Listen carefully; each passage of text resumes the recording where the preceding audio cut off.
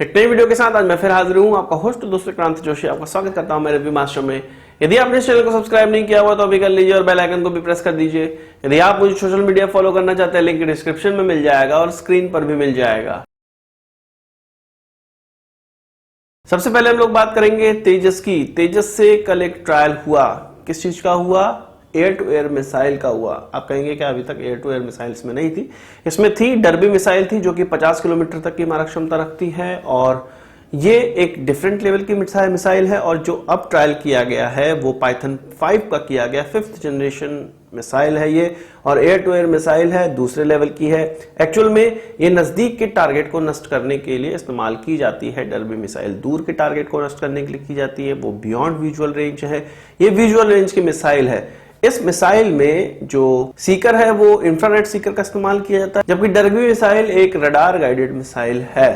तो डिफरेंस है इन सभी मिसाइलों में। अब आप कहेंगे कि जब बेहतरीन मिसाइल इसमें पहले से है तो इस मिसाइल का क्या उपयोगिता है? एक्चुअल में जहां पर सुई की जरूरत पड़ती है वहां संभल को इस्तेमाल नहीं किया जाता है। जहां कम पैसे में छोटी दूरी की मारक क्षमता वाली मिसाइलों का इस्तेमाल करना होता है, वहां ज्यादा पैसों वाली ज्यादा दूरी की मारक क्षमता वाली मिसाइलें हम इस्तेमाल नहीं करते हैं। इसलिए अलग अलग प्रकार की मिसाइलें हर एयरक्राफ्टों में लगी रहती है। उसी प्रकार से तेजस में इस मिसाइल को लगाने की जो प्रक्रिया है वो अब कंप्लीट हो चुकी है। कल इसका ट्रायल हुआ, गोवा में इसका ट्रायल हुआ और डर्बी मिसाइल का भी ट्रायल किया गया था, वैलिडेशन ट्रायल किया गया था। इसके अलावा इसका भी ट्रायल किया गया और इसका पहली बार लाइव वॉरहेड के साथ ट्रायल किया गया था, जिसके द्वारा बंसी जो मूवेबल एयर टारगेट है उसको इसके द्वारा नष्ट किया गया और 100% हिटिंग इसमें देखने को मिली। इस मिसाइल को ट्रायल करने से पहले तेजस को इसके लिए तैयार किया गया था। इसका जो फायर कंट्रोल रडार है उसको चेक किया गया था, वेपन मैनेजमेंट सिस्टम को चेक किया गया था, वेपन डिलीवरी सिस्टम को चेक किया गया था। इसके अलावा अन्य जो सिस्टम हैं जो कि एक मिसाइल को डिलीवर करने के लिए इस्तेमाल होते हैं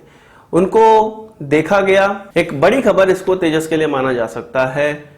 इस प्रकार से तेजस वॉर रेडी हो रहा है। अब हम लोग बात कर लेते हैं A330 जो कि टैंकर एयरक्राफ्ट है या अन्य तरह के एयरक्राफ्ट भी इसको बनाया जा सकता है। इसको ट्रूप्स को ले जाने वाला एयरक्राफ्ट बनाया जा सकता है, यानी कि एक मल्टी रोल एयरक्राफ्ट की तरह इसका इस्तेमाल किया जाता है। फ्रांस और यूएई की एयरफोर्स इसका इस्तेमाल करती है और जो 17 राफेल एयरक्राफ्ट भारत आए हैं उनमें इस एयरक्राफ्ट का बहुत बड़ा योगदान है। फ्रांस के और यूएई के जो A330 टैंकर एयरक्राफ्ट है उनके माध्यम से ही इनकी रिफ्यूलिंग की गई थी और तब ये भारत आए थे। हमें पता है कि 6 इस प्रकार के एयरक्राफ्ट हम फ्रांस से लेना चाह रहे हैं, लीज पर लेना चाह रहे हैं। उसके लिए पहले एयरक्राफ्ट के लिए एयरफोर्स अब फ्रांस की गवर्नमेंट से बात करने लगी है। रिक्वेस्ट फॉर इंफॉर्मेशन जारी किया गया है।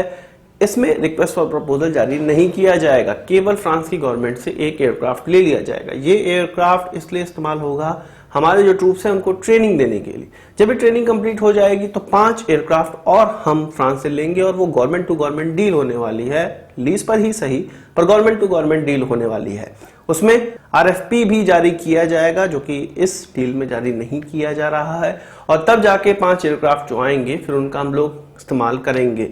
IL-76 का अभी तक हम लोग इस्तेमाल करते हैं टैंकर एयरक्राफ्ट की तरह, पर उसका मल्टी रोल इस्तेमाल नहीं हो सकता है। वो ज्यादा पेलोड नहीं ले जा सकती है, ट्रूप्स को नहीं ले जा सकती है। इसलिए इस एयरक्राफ्ट का इस्तेमाल करके हम ट्रूप्स को भी ले जा सकते हैं, ज्यादा पेलोड भी ले जा सकते हैं, टैंकर एयरक्राफ्ट बना के भी ले जा सकते हैं और लद्दाख जैसे और हिमालयन चोटियों पर इससे रिफ्यूलिंग बहुत आसानी से की जा सकती है। इसलिए इस एयरक्राफ्ट को चुना जा रहा है। बात करते हैं एल्प्स की। एयरबॉर्न लो फ्रिक्वेंसी सोनार जो कि थेल्स के द्वारा बनाया जाता है और इसका इस्तेमाल हम लोग रोमियो हेलीकॉप्टर में करते हैं। हम लोग नहीं, यूएस करता है और उसके जितने सहायक देश हैं जिनमें ये हेलीकॉप्टर इस्तेमाल होता है वो करता है। थेल्स को एक कॉन्ट्रैक्ट मिला है 55 इस प्रकार के सोनार का जो कि वो लॉकहीड मार्टिन को डिलीवर करेंगे और तब उनके हेलीकॉप्टर में, रोमियो हेलीकॉप्टर में इसका इस्तेमाल होगा। ये भारत के लिए क्यों महत्वपूर्ण है? क्योंकि भारत में भी यही रोमियो हेलीकॉप्टर्स आने वाले हैं और उन हेलीकॉप्टर्स में से जो कि 24 हेलीकॉप्टर्स हैं, 55 ये जो ऑर्डर दिया गया है इनमें से 24 जो संख्या में वो भारत के हेलीकॉप्टर्स में ही लगेंगे और भारत को स्पेयर में भी ये रडार दिए जाएंगे। तो ये जो प्लेसमेंट की गई है, ऑर्डर की प्लेसमेंट की गई है, वो कहीं ना कहीं भारत के लिए ही की गई है। आप जानते हैं कि इसी साल कुछ 3 से 4 एयरक्राफ्ट या हेलीकॉप्टर आप कह सकते हैं वो भारत आने वाले हैं। ये जो सोनार है वो डिपिंग सोनार है, यानी कि समंदर में इसको हेलीकॉप्टर के माध्यम से डिप किया जाता है और इससे सबमरीन का पता लगाया जाता है कि सबमरीन कौन सी कितनी दूरी पर घूम रही है। कुछ दिनों पहले आपने ये सुना होगा कि यूएस भारत को चाइनीज वायरस की वैक्सीन का रॉ मटेरियल देने से इनकार कर रहा था। अब हालांकि उसने पूरे हेल्प और पूरी मदद का आश्वासन दिया है और मदद स्टार्ट भी हो गई है, रॉ मटेरियल भी नहीं रोका जा रहा। पर इससे चीन को काफी खुशी मिली है और चीन के जो मुखपत्र है ग्लोबल टाइम्स, उसमें एक आर्टिकल निकलकर सामने आया। उसमें यह कहा कि भारत अमेरिका के सेल्फिशनेस का शिकार हुआ है। इस पूरी घटना का वर्णन करते हुए उन्होंने ये कहा कि अमेरिका एक सेल्फिश देश है और भारत उस पर विश्वास करके उसके सेल्फिशनेस का शिकार हुआ है। बात की खबर जाने बगैर उन्होंने ये पूरा का पूरा आर्टिकल लिख दिया और बाद में ये खबर निकल कर आई कि अमेरिका अब भारत का साथ दे रहा है। हालांकि उन्होंने इस आर्टिकल में लिखा कि चीन के डर से, यानी कि चीन भारत का सहायता न कर दे या दूसरे अन्य देश सहायता न कर दे, इसलिए अमेरिका फिर से सामने आ गया और भारत की हेल्प करने लगा है। पर कहीं ना कहीं चीन को जरूर मिर्ची लगी होगी कि किस प्रकार से भारत ने यूएस जो दूर जा रहा था उसको फिर से साध लिया।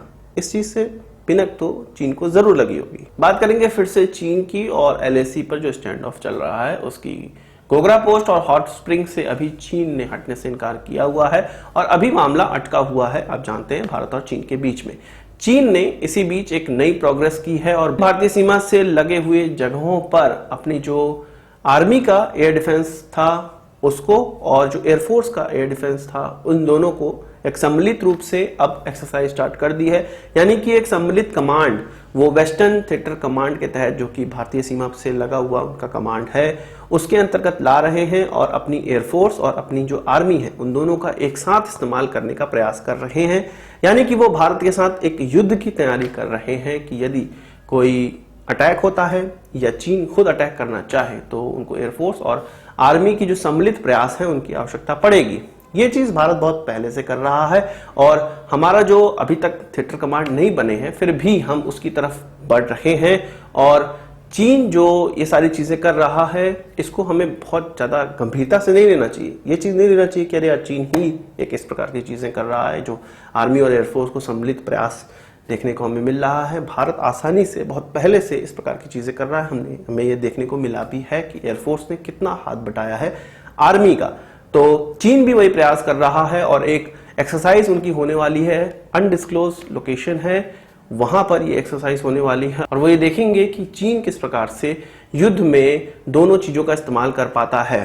ये जो एक्सरसाइज है उनके जो राष्ट्रपति हैं शी जिनपिंग, उनके उस बयान से प्रेरित है जिसमें कि उन्होंने ये कहा था कि चीन को युद्ध के लिए हमेशा तैयार रहना चाहिए और उनको वॉर रेडी रहना चाहिए। तो वॉर रेडी रहने के लिए वो इस प्रकार की चीजें कर रहे हैं। तो आज की इस वीडियो के बाद इतना ही। आशा करता हूँ वीडियो पसंद आया होगा। आपको एक बात हमसे जरूर देंगे। इस वीडियो संबंध कोई सवाल से जाओ हो कमेंट बॉक्स में जरूर लाइएगा और यदि आपने हमारा चैनल सब्सक्राइब नहीं किया उसे भी कर लीजिए क्योंकि हम इस प्रकार की वीडियो लाते रहते हैं। नमस्कार, थैंक यू, जय हिंद।